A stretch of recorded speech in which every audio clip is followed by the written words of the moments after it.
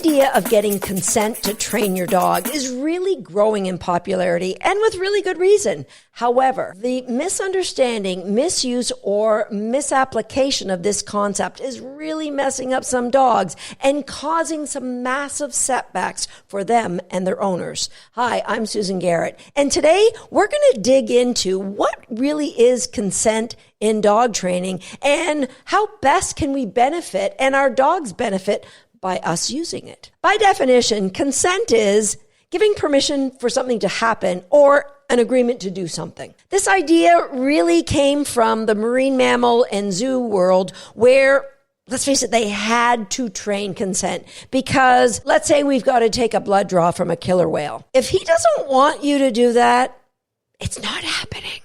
And so without training an animal to be compliant and say, I'm liking this is good, we can do this all day long, what they had to do was actually beach that whale by completely emptying the tank in order to get a blood sample. So consent training is often called cooperative care, and it's something that I've included in my dog training since the mid-90s, but I've called it the game on position. Now, this game on position could be in one of two distinctly different categories. One would be general dog training, where I've taught games like It's Your Choice, or crate games, or do you want to wear your head halter? All of these things require the dog to do something to tell me they want to continue. Now, the other area is the area of health, where I've asked the dog to show me I have permission to do something like brush them, or brush their teeth, or trim their nails. So two different areas, both involving my dog saying, yes, we can do this, or no, I don't really feel comfortable with you doing that. So these two categories of training, health and general training, are covered by three distinctly different ways for my dog to show consent. The first one, expressed consent. That's where the dog will show me by something they do that I have permission to carry on with what I'm doing. For example, my dog will flop on her side, put her head on the ground, and stay there, telling me she's okay with me trimming her nails. Expressed consent.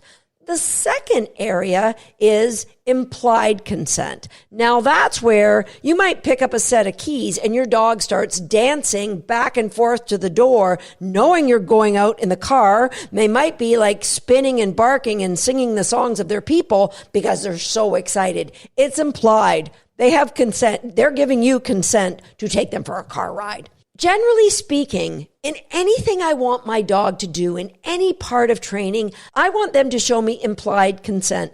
I want a dog to walk to the start line in agility, showing me, as I talked about in episode number 4, their TEMP, that I know their body is saying, yes, I want to do agility. Yes, you have permission to lead out. Come on, game on, let's go. I want it to be so clear by the joy of my dogs that anything I want them to do with me, I've got their implied consent. Now, the third category is that of substitute consent. Now, that's where I, as a dog owner, have to override my dog and not wait for consent when the area of safety is concerned. For example, when Swagger was rehabbing from a shoulder injury, he had to spend a lot of time in an X-pen. Well, one day he got his arm caught at the top of the X-pen and he was screaming and panicking. Well, I just jumped into the X-pen and grabbed him and pushed him forward to help him unpin that arm. I didn't get consent.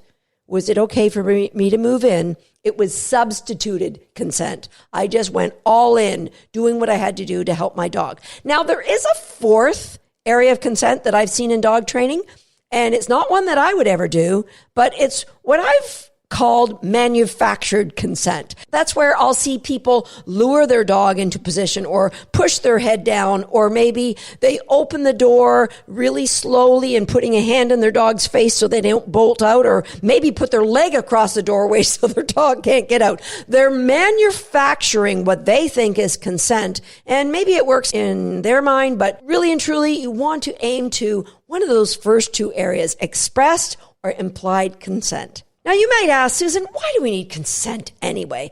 Well, If we want to train our dogs with kindness, we want them to be part of this journey. We want to give a voice to the voiceless. We want them to say, yes, I'm on board. This is good. Now, yes, you can just bully your way and force your dog to do what you want, but you wouldn't be listening to this podcast if that's something you wanted to do. Our goal ultimately is for our dog to say, yes, please, or no, thank you to us. And yeah, we do want them to say no, thank you. We want to know, we need to know that they are okay with what we're doing. And you're going to see why as we move further on in this podcast. Now, my observation is that the reason a dog may say no, thank you to a person would fall into one of four categories. The first is they just don't see value in doing what you're asking them to do. So if a dog walks away from training, they're saying, no value in there for me. And they're just saying, no, I don't want to do it. Maybe you walk your dog into the agility ring, you set them up in front of the jump, and they start sniffing and walk away. They're saying, no, thank you. Don't wanna. The second reason a dog may say no is competing value. Let's say you would like your dog to walk off leash and go through the backyard, and they see a squirrel and they say, no, I can't walk off leash. No, thank you. I am going to chase that squirrel. All right. That's an emphatic no by the decision the dog made. They are seeing a value in the environment that's higher than what you are presenting to them, and they're exiting stage left. Now, the next reason would be emotional discomfort. Let's say you have a dog who's terrified of what's going on, and you say, would you like to go and do agility? No, I'm very worried about what's going on in this environment. There's dogs, there's tall people. I don't want to. They have emotional discomfort and they're telling you no. The other thing you might see is eustress, where the dog is so excited to do what they want that you might say, we're going to go swimming. Could you sit first? No, the dog's just vibrating. I can't, because it's eustress. It's super excitement for what's going on. And they can't offer the permission or the game on position that you are asking for. Now, the fourth category would be physical discomfort. And that might be a dog is in acute pain and you ask them to do something and they go, really, I can't. I physically can't do it. The other is that the dog is malaise. They maybe aren't just feeling so good. They're showing you a little malaise. They're just, no, got an upset stomach. So those are the four categories of reasons that I've observed that a dog may say no to their owner for whatever reason. Now, here is the critical part of this podcast. This is where things go wrong for people, is what happens when the dog says no. Now, one school of thought, or what I've observed people doing, is when the dog says no, they just go, okay, you've made a decision. I'm going to reinforce you so that you know you always have that right to say no. And we're going to leave the environment. Now, I have a problem with that approach for two reasons. Number one, I believe what B.F. Skinner made very popular, that reinforcement builds behavior. And if a dog offers a behavior and you reinforce it time and time again, you are going to find that they're going to make that same choice over and over again. The second problem I have with this is dogs, like people, have a comfort zone. I'm happy in my little comfort zone. Now, what you are asking me to do may be outside of that comfort zone. And if they say no and we say okay, we never grow that comfort zone. So a dog who may have a little bit of fear or anxiety stays in that world with fear or anxiety because we never do anything but reinforce them for saying no. So you might be saying, well, Susan, are you then saying your dogs have no right to say no to you? No, that's not what I'm saying. What I do is my dogs have the right to say no. But in most cases, I will ask the question, should I be trying to turn this no into a yes? I'll show you what I mean. So let's go back to that dog that says, I don't see any value in walking on a loose leash, or I don't see any value in going to the start line in agility. What the dog is telling you, if you go back to episode number 57 here on Shaped by Dog, is that they don't have dash. The D of dash is the desire. And that's the first thing that we should get before we train our dogs. And when the dog is saying, yeah, I'm showing you implied consent because I'm super excited and I really want to do whatever it is you want to do, then we train the A, the accuracy. And that dog's accuracy coupled with their desire creates speed. And then we move that around to different habitats and they generalize that behavior. Implied consent can be seen everywhere. Now, if your dog is saying no just because they don't see the value, they're telling you that maybe you've added too much complexity before they really had dash. If you believe like I do that our dogs are always doing the best they can with the education we've given them in the environment that we're asking them to perform, and they say no, then we've got to look at the job we've done. So what would I do if my dog said no because they didn't see the value? I would, number one, go, I've got some work to do because value is grown in layers. Has there been a transfer of value from what my dog loves to what I want them to do in the base layer? Now, what if your dog sits in front of that first jump and then they start going over the second one? They say, I see some value in this, but they're walking. In my opinion, that's not giving you an implied permission to keep going. They are saying, I still don't see a great deal of value in this. What would I do then? I would pull the dog back. I would do something simple. Like, can you do a hand touch? Can you do a spin? Can you do a down? Can you chase me out of the ring as I run to your crate, play some crate games, throw you in there, pull out my journal and say, where have I gone wrong? And how can I start training my dog better? What are the layers I missed? And I would not be going back to agility for a very, very long time. Okay, what if my dog says there's competing values here? Look, there's kids on bicycles and I'm so excited. I can't possibly say sit when you ask me to sit. We need to, as I said in episode number 24, when you're dealing with any kind of distractions, minimize the distractions so that the dog can do what we've asked. So I want to turn that no, I can't into a yeah, I can do that. And we're going to do that by all the steps I said in that episode. Most importantly, get the dog out of the environment and then re-ask your question. What if my dog says, there's some emotional stress here. I am really fearful of this environment. Well, you want to turn a no into a yes, but it may not happen right there. What you're going to do is get your dog away from where they're showing emotional distress. Now, let's say the dog is in flat out fear. They're way over threshold. Nothing good's going to come from this today. You are not going to get a reinforcement. They're not going to take a reinforcement if they're in flat out fear. Get them out of the environment. Get your journal out and go, how can I work on counter conditioning and desensitization to eliminate that which is my dog is showing fear to? Now, what if it is eustress? What if they're just so excited they can't do what you're asking? The exact same thing. Go to episode number 103 where I talked about when your dog is too aroused to respond, and start with the application so you're normalizing, yes, when you are really excited, you can still be thoughtful and drive. That's the ultimate goal for a dog who's showing eustress today. Now, what about my dog who's showing physical pain? Susan, surely you don't want my dog to turn that into a yes. If my dog is in pain, maybe. What if we're trying to cut our dog's nails and that pain maybe, it feels weird to me.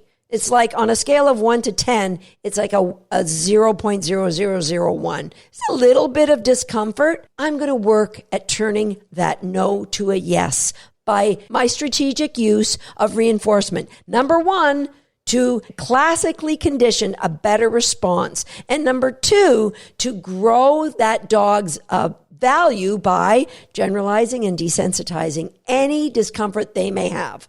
All right. Now, if my dog's in acute pain, like I'm doing something and all of a sudden they yelp and go, oh my gosh, I'm never trying to turn that no into a yes. I'm always going to be the best advocate for my dog and say, hey, thank you. We are out of here. Right. But what if my dog is saying, I don't feel well?